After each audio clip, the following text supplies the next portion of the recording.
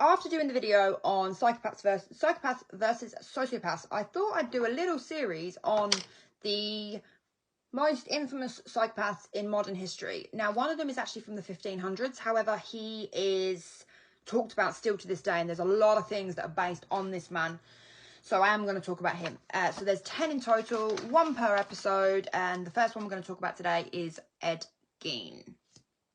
Now, Ed Gein is not somebody that you hear about very often.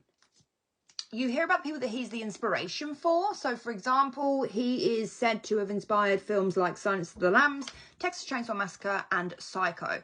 So you hear about them, but you don't really hear about Ed. So Ed was born in 1906 in Wisconsin in the United States, a place called Plainfield.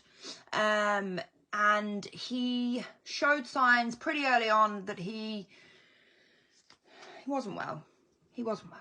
So he was only officially convicted or proven to have killed 2 people, which doesn't actually make him a serial killer. So to have been given the title of serial killer, you have to have committed 3 murders.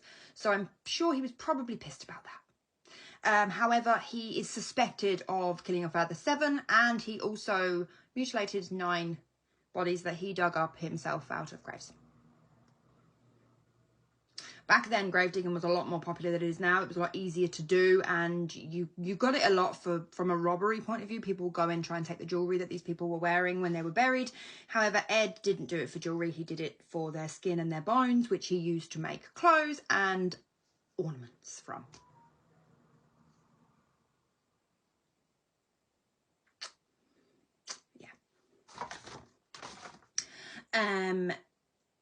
In 1957, he was finally apprehended, and he was deemed unfit to stand trial. So therefore was placed into a mental health institute in, I believe, still Wisconsin, not 100% sure where it was. And then in 1968, he was eventually brought forward to stand trial, but he was deemed criminally insane. So he didn't end up going to a prison. He spent the rest of his life in a psychiatric hospital. He eventually passed in 1984 from respiratory failure caused by or brought on by secondary lung cancer. And 1986 wasn't that long ago, like when you think about it. Like, you could go into Ed Gein's past for hours, and I'm not here to do that. But what I will say is he was a little bit obsessed with his mum. That is where the whole Norman Bates psycho thing comes in. He did have a house that was absolutely destroyed, apparently really just trashed. However, the rooms that his mum would have used and resided in were immaculate, untouched, beautiful. Yeah.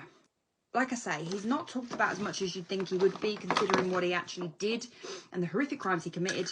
But he is the inspiration behind some of the biggest horror films of today. Monsters on Netflix, that did the series on Jeffrey Dahmer and the Menendez brothers, are doing or are in the process of doing a series on Ed Gein. So that'll be their 3rd series in their show, which I think will be really interesting, because, like I say, it's not someone that we talk about as often as you'd think, considering the horrific things that this man did, and the things that he has inspired in you know, more recent years. Like Silence of the Lambs is one of the most famous films ever. So that is the very brief story of psychopath number 1, Ed Gein. Like and follow for episode number 2.